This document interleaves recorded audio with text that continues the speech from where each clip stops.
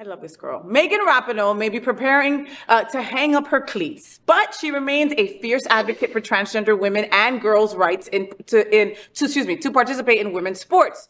While talking to Time, the two-time World Cup champion said the laws preventing trans women and girls from participating in sports are frustrating and women's sports are being weaponized. She also took direct aim at anti-trans voices like Martina Navratilova and ESPN anchor Sage Steele, who have both opposed trans women's participation in sports, as well as transphobic comedian Dave Chappelle. The transgender community needs support from everyone. What are we all talking about?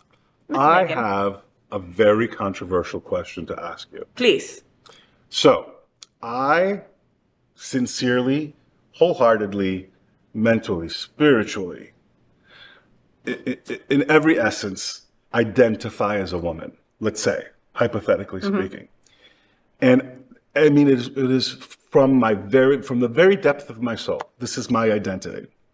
And I decide that I'm going to, I know nothing about the topic and I feel ignorant talking about it, but let's just say that this is how I feel. And all of a sudden, I decide to participate in a woman's sport with the physicality that I have. Is it fair?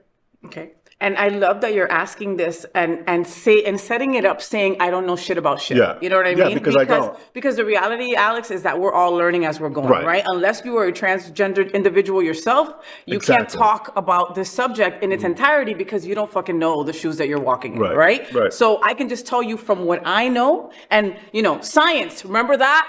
Right? The reality is that when people are taking hormones or where they're taking gender blockers or they're taking any kind of care, right? You're not going to have the same strength that you do right now as Alex. Okay. I have wonderful friends that are maybe in their second year of transition, right? And in their first year, with the meds that they were taking, they couldn't push a chair because they lost all that strength. Right. Okay. So do the science, do the research. So and there has been where it shows you that the man, and it's not just like that. Like, hey, I feel that I identify as a woman, so I'm just going to join a woman's sport. It doesn't work that way, Alex. You know what I mean? Like you've got to be living in this life as this, as a woman, and as you identify as who you truly are. And then there's certain steps that are associated with it, socially, medically, mentally. That you go through before this would even happen. Okay. Then who cares? Like, do the fucking research. That's it. Do the research. Prove me wrong. Like if you think that the person is still as strong, because again, look at it. All right, this is a man going up against a woman. That's how the right wing is looking at it. Right. What about? Then it wouldn't be fair. What about if a man is on steroids and he's participating in the sport, or the woman is on steroids and completely, which is why they don't allow steroids in most of these sports. Right. So I think that, you know what? I think that I don't have enough information, or I'm not in a position to talk. Oh my God! And I respect that. I want to hear. It'd be great to hear from a woman, a trans person in a professional sport that is allowed to play that sport, and see what kind of backlash they're getting or positive affirmation they're getting. But I don't know. Like, what about the other sports members? What was that? What was ouch? What about the other sports? Are they, if your team and the opposing team are cool with it? I don't know. Well, I think it has to be a standard from beginning to end. I think it can't just be picking and choosing. But again, that is why data is needed. That is why research is needed. That's why science is needed. To answer the questions. You know what I mean? Because there's still so much question because people have not put the money that it needs to do the research. Just my own personal opinion, you know? And it's all about, fairness is so relative. Like what you may think is fair is what I might not think is fair, which is what I think is coming into play in this. So it's just... but what is fair? You know what I mean? How about somebody who's got the best coaches, who's got all the money to train in a facility, and then somebody else who doesn't and has to do it in the streets? Exactly. They're still competing against each other, you know? Still a lot to unpack. And again, that's saying stuff like that is why I do the show, Alex. Do you understand?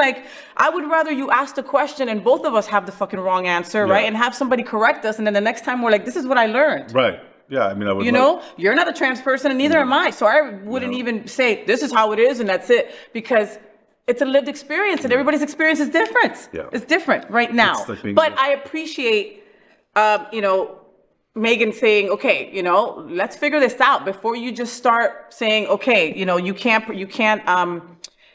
be part of the sports team. Yeah. Let's get the things correct. Let's not just say, okay, no way, you're trans, you can't compete. It's like telling a little girl she can't be on the boys' soccer team. Basically. You know what I mean? That's not fair. I don't think that's fair. And that's basically what they're doing every day.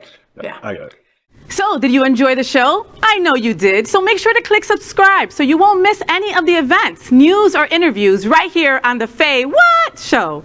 Ring the bell at the bottom of the screen, right there, so you'll be alerted every time we're live. You can also click on the Happening Out Television Network logo so you can see all of the shows on the most diverse LGBTQ+ media network.